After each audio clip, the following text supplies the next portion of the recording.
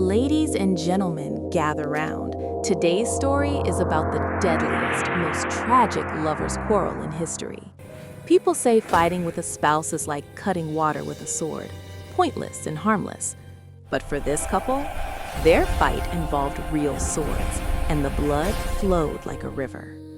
This is the story of a woman who bet everything she had to make her husband a king. But once he sat on the throne, he betrayed her in the most brutal way imaginable, slaughtering her entire family while she watched. She was Queen Wongyeong, the wife of Joseon's third king, Taejong. This is not fiction. This is the raw, bloody face of power recorded in the official annals of the Joseon Dynasty. Let's dive into this shocking true story. The story begins in the chaotic final days of the Goryeo dynasty. In the prestigious Min clan, there was a daughter unlike any other, Lady Min. She wasn't a woman who just sat in her room sewing. She had the guts of a general and eyes that could see the future. And she set her sights on one man, Yi Bong-won, the fifth son of the great general Yi Sang-gae. Back then, Bong-won was smart and ambitious, but he was just a prince with no real power. But Lady Min knew instantly. He is the one. With my family's power, I can make this man the ruler of the world. Their marriage wasn't just romance. It was the beginning of the most powerful political partnership to swallow the nation of Joseon. Her judgment was perfect, but the road to the throne was paved with corpses. Imagine the night of destiny, the first strife of princes. The enemy's swords were aiming for Bong-won's throat. It was a life or death situation. Even Bong-won, the ambitious tiger, hesitated in fear. But the one who turned the tide was his wife, Lady Min. She pushed her husband's back and shouted, "We cannot die until we achieve our great cause. Go out and fight. Take it." That wasn't all. She was always prepared. Anticipating this very moment, she had hidden weapons all over the house, behind the kimchi jars, under the floorboards, and even hidden under her wide skirts. She pulled out spears and swords. She armed the servants and commanded the troops herself.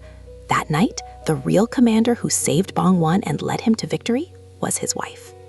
Her younger brothers also stood on the front lines, holding swords for their brother-in-law. The entire family was covered in blood to secure his victory. After wiping out all their enemies, finally, Yi Bong-won sat on the dragon throne. He became King Taejong. Queen Wongyeong must have thought, the suffering is over. My husband is king and my family will shine forever. But ladies and gentlemen, they say power is not shared even between father and son. Did you think it would be different between husband and wife? The king changed. No, perhaps he revealed his true colors. To King Taejong, who dreamed of absolute power, the very family that made him king started to look like an obstacle. He thought, if they made me king, they could also make someone else king. Later, when my son becomes king, if his mother's family is too strong, the royal authority will shake. The king calculated with cruel coldness. There is an old saying, when the hunt is over, the hunting dog is boiled and eaten. That saying was about to become a horrific reality. Finally, the tragedy began. King Taejong accused his brothers-in-law, the very men who fought for him, of treason. The Min brothers are trying to manipulate the power. It was a lie, a forced excuse, but in the era of terror, the king's word was law. When Queen Wongyeong heard this news, her heart shattered. She threw away her dignity and ran to the king's chambers. She grabbed his robes and wailed, "Your Majesty, how can you do this? My brothers are the heroes who bled for you. I put weapons in their hands to protect you. Is this the end of the great cause you spoke of? Are you repaying kindness with death?" She screamed until the palace shook, but the king's eyes were cold as ice. "This is for the country. Queen, leave at once." To the monster blinded by power, his wife's brothers were just garbage to be removed. In the end, all 4 of the queen's younger brothers were executed or forced to drink poison by her husband's order. The man she made king cut off her hands and feet and annihilated her entire family. A woman who gave everything to raise her husband to the highest peak. But her reward for that success was the destruction of her family and utter loneliness. After that day, what was their relationship like? Until the day they died, they snarled and fought every time they met in the palace. The king brought in concubines just to torment her, and the queen grabbed his clothes and cursed him out loud. The history books recorded it all. partners in politics became mortal enemies in life, trapped in the fancy shell of a queen, crying tears of blood every night.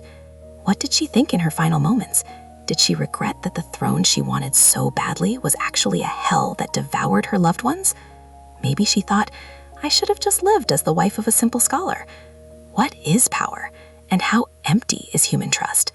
This story of love, betrayal, and the cruelty of politics asks us a chilling question tonight.